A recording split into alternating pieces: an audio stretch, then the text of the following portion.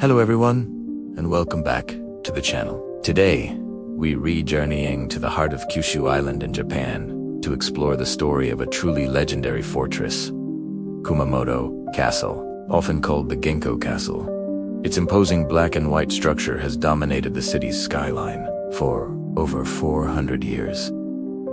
It's not just a beautiful landmark, it's a survivor, a masterpiece of defensive architecture, and a symbol of resilience that has witnessed centuries of Japanese history unfold. From its ingenious design by a brilliant samurai lord to its trial by fire and its recent miraculous restoration, the history of Kumamoto Castle is a tale of ambition, conflict, and unwavering spirit. So, let's dive deep into the chronicles of this magnificent stronghold. The story begins in the late 16th century, during a time of great upheaval and unification in Japan. The man behind the castle is one of the era's most fascinating figures, Katō Kiyomasa. Kiyomasa was a fearsome warrior and a loyal retainer of Toyotomi Hideyoshi, one of the great unifiers of Japan. After distinguishing himself in battles, including the invasions of Korea, Kiyomasa was granted the fief of Higo province, with Kumamoto at its center. He knew that to secure his domain and project his power,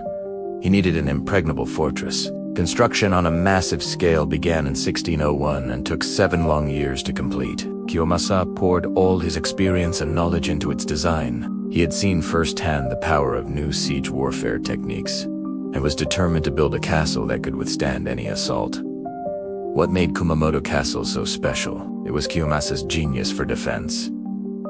He didn't just build a castle, he engineered a fortress. One of its most famous features is the musha-gaeshi, or warrior-repelling stone walls. These walls start at a gentle slope but curve dramatically upwards, becoming almost vertical at the top. This made them incredibly difficult for attackers, even skilled ninja, to climb. The castle complex was a labyrinth of baileys, gates, and towers, all strategically placed to confuse and trap invading forces. There were over 120 wells dug within the castle grounds to ensure water supply during a long siege, and ginkgo and camphor trees were planted everywhere. Why? Because their nuts and bark were edible, providing a last resort for food. Kiyomasa thought of everything. He created a fortress designed not just to fight, but to outlast. The castle's main keep, a towering structure of wood and stone, was a symbol of Kiyomasa's authority. It consisted of a large main tower and a smaller secondary tower, connected by a passageway. From the top, Kiyomasa could survey his entire domain. But perhaps the most opulent part of the castle was the Honmaru Gotan Palace, the lord's residence. This lavish building was decorated with stunning paintings on golden sliding doors and ceilings, depicting scenes from Chinese folklore. One room, the Shokunoma, or Lord's Audience Chamber, was said to be so beautiful it could dazzle any visitor. It was a clear statement. This was not just a military base, but the home of a powerful and cultured dynasty. For over 2 centuries, Kumamoto Castle served as the administrative and military center for the Hosokawa clan, who took over after the Katō clan's rule ended. It stood as a silent, powerful guardian over the domain, a symbol of the samurai era's stability under the Tokugawa shogunate.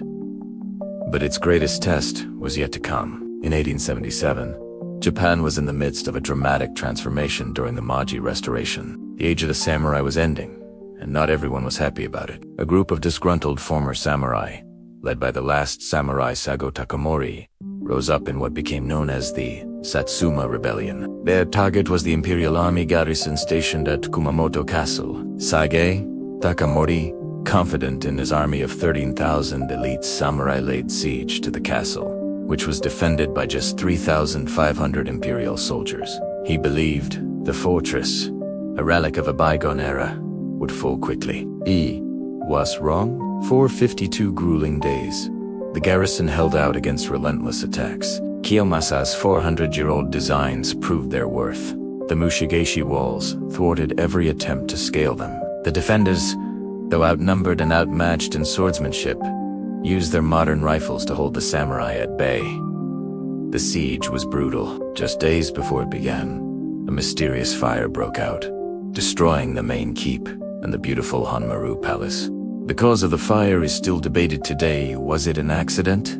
or arson by a traitor? Despite losing their command center and facing starvation, the defenders refused to surrender.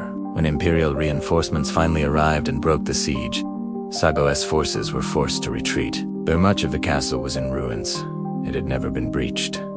It had fulfilled its ultimate purpose. The siege solidified Kumamoto Castle's legendary status. Even though Sago Takamori lost, he reportedly said, "I was not defeated by the Imperial army, but by Katō Kiyomasa." It was the ultimate tribute to the castle's builder. In the decades that followed, Japan moved further into the modern age. In 1960, the main castle keep was reconstructed using concrete, a decision made for fire and earthquake proofing.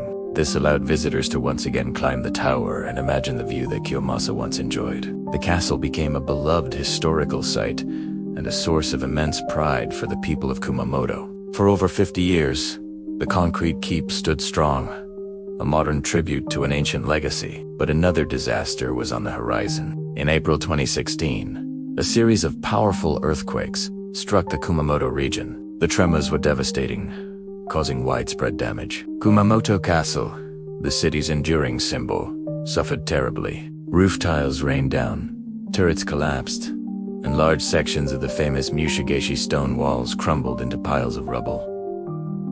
The sight was heartbreaking. The once impenetrable fortress looked broken. The damage was so extensive that some experts predicted it could take decades and an immense fortune to repair. The stone walls, in particular, presented a massive challenge. Over 100,000 stones were dislodged, and each one needed to be returned to its exact original position, like the world's most complicated jigsaw puzzle. But the spirit of Kumamoto is as resilient as its castle. Immediately, a massive restoration project began. It was a fusion of ancient craftsmanship and modern technology. Traditional stonemasons were called upon, using skills passed down through generations.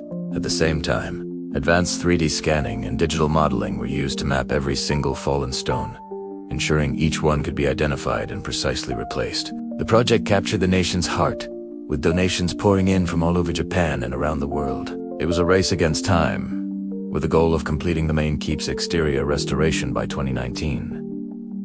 Miraculously, they did it. The site of the main keep, fully restored to its former glory, was a powerful symbol of recovery for the entire region. Today, the restoration work continues across the vast castle grounds, a process expected to be complete around 2037. But visitors can once again walk a special elevated path through the complex, witnessing the incredible restoration work up close. You can see the rebuilt main keep and the ongoing, painstaking efforts to reconstruct the stone walls and other damaged structures. It's a living museum of restoration. The story of Kumamoto Castle is no longer just about its feudal past. It's also about its 21st century rebirth. It stands as a powerful testament to the enduring power of human ingenuity, determination, and the deep connection people have to their heritage. It has survived siege, fire, and the very earth shaking beneath it. Each time, it has risen again, stronger and more beloved than before. Thank you so much for joining me on this journey through the history of Kumamoto Castle. It's a place that truly embodies the spirit of Japan. If you ever get the chance to visit, I highly recommend it. What do you find most fascinating about this incredible fortress? Let me know in the comments below. If you enjoyed this video, please give it a thumbs up. And don't forget to subscribe for more stories from around the world. Thanks for watching, and I'll see you in the next one.